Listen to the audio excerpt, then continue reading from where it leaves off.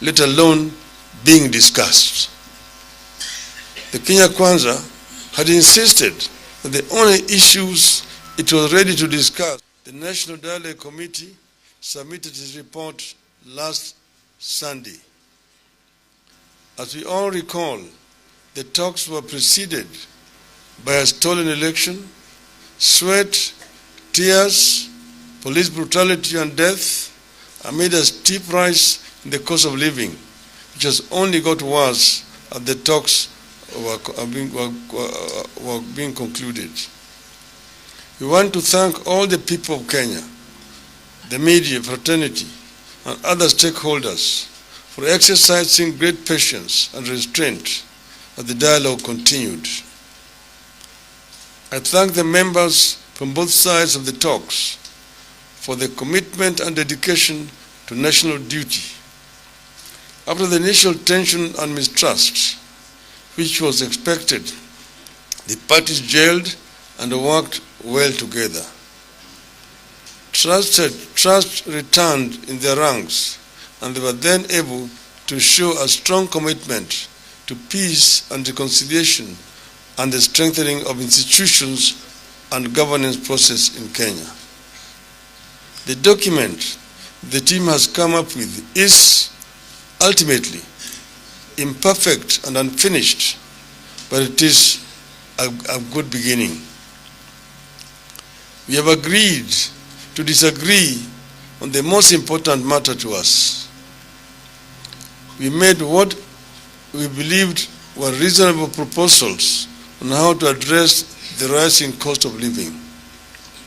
But the government side flatly refused, terming it their exclusive business and further arguing that they got the mandate of Kenyans to execute their Kenya Kwanza economic agenda.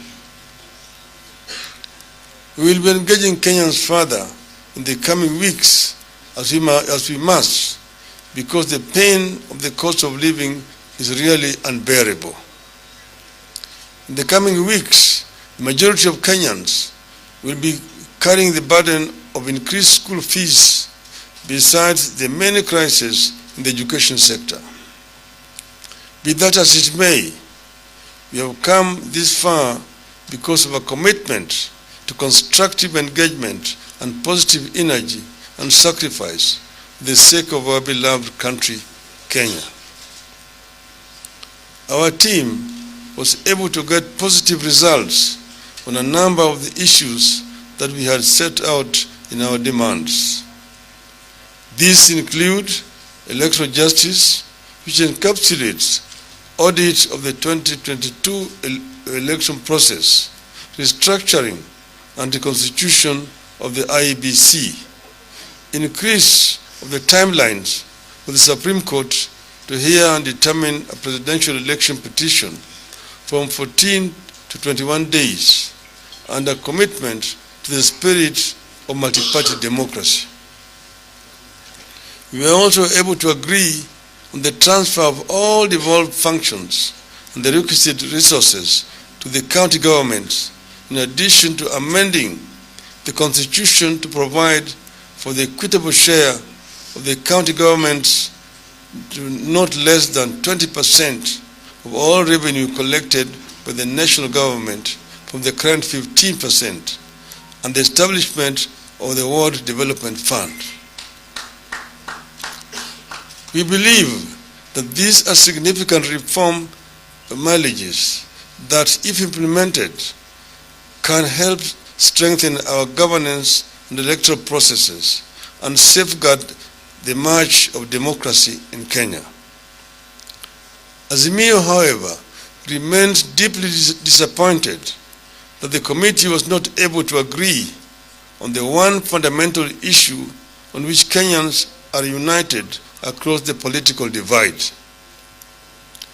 The two teams were unable to agree on the need and the means to reduce the cost of living. This is why we have described the document the committee presented as imperfect and unfinished. It was not for lack of trying on our part that the committee was unable to agree on the issue of cost of living. Kenyans will recall that at the beginning of the